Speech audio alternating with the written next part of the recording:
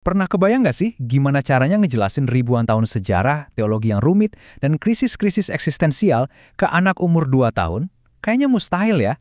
Nah, hari ini kita bakal bedah persis gimana cara kerjanya dengan melihat bagaimana cerita-cerita Alkitab disulap buat audiens yang paling belia. Oke, jadi tantangannya tuh bukan cuman sekedar meringkas ya. Ini soal menerjemahkan konsep-konsep raksasa ke dalam dunianya balita, yang mungkin kosakatanya baru sebatas bola, susu, ya kan? Ini benar-benar tantangan komunikasi yang luar biasa. Terus solusinya gimana? Ternyata kuncinya itu bukan di jumlah cerita yang disampaikan, tapi di pengulangannya. Strateginya adalah menanamkan beberapa pesan inti yang kuat, diulang-ulang terus, buat ngebangun fondasi pemahaman yang kokoh, dan yang paling penting, menenangkan.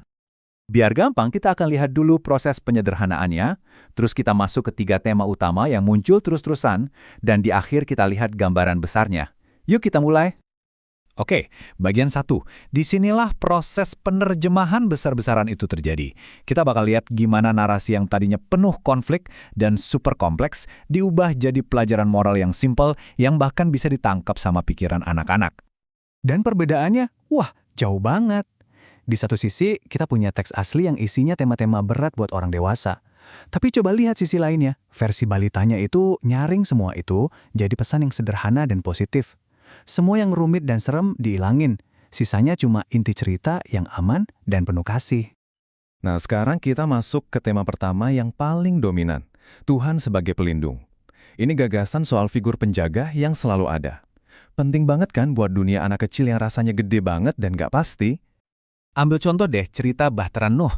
Fokus ceritanya tuh digeser total. Bukan lagi soal penghakiman global, tapi soal perahu besar yang aman, di mana semua orang dan binatang dijaga biar selamat.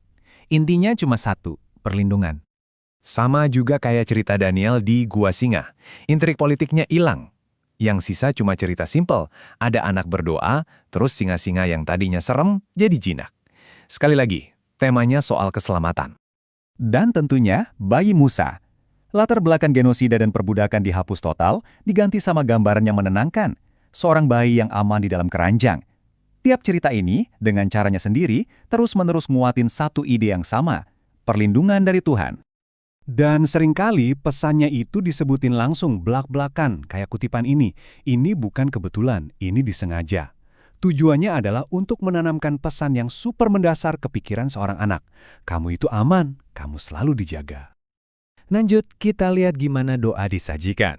Lupakan deh soal meditasi teologis yang rumit. Buat balita, doa itu kayak alat yang praktis banget. Cara yang langsung dan efektif buat menyelesaikan masalah. Dan polanya tuh jelas banget, hampir kayak rumus loh. Langkah 1 ada krisis, misalnya badai gede. Langkah 2 ada doa yang simpel banget. Langkah 3 keajaiban terjadi, lautnya jadi tenang. Dan langkah 4 semua kembali damai. Ini hubungan sebab akibat yang sangat sederhana dan meyakinkan buat anak-anak. Jadi, apa sih artinya doa yang tulus di dunia balita ini? Ya, simpel aja. Intinya adalah minta tolong pas kamu butuh.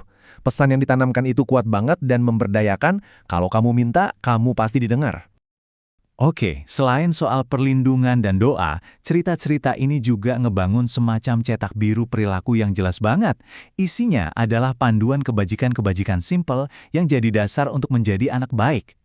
Dan kalau kita perhatiin, pesannya konsisten banget kan? Ketaatan itu selalu hasilnya baik. Kesetiaan selalu dapat hadiah. Berbagi, memaafkan, berbuat baik. Semua ini adalah blok-blok bangunan buat kerangka moral yang sangat jelas, yang dikenali lewat berbagai cerita.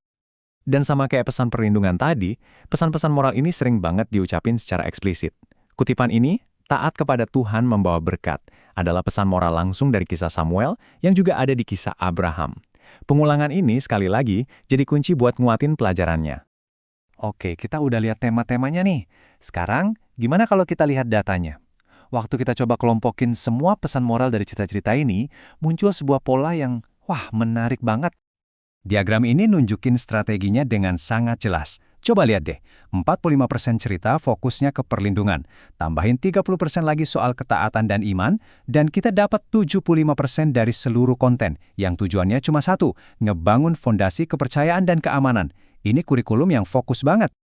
Jadi, intinya apa? Intinya adalah, Ini tuh bukan sekedar buku cerita biasa. Ini sebuah kurikulum. Sebuah kurikulum yang dirancang dengan sangat hati-hati buat membangun fondasi psikologis pertama seorang anak yang pusatnya adalah rasa aman, kepercayaan, dan kebaikan. Nah, ini membawa kita ke satu pertanyaan penting di akhir.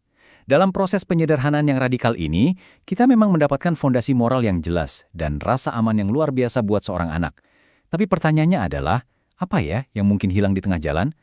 Mungkin nuansa, keraguan, dan semua pertanyaan sulit yang sebenarnya juga jadi bagian dari teks aslinya. Sebuah pemikiran untuk kita renungkan.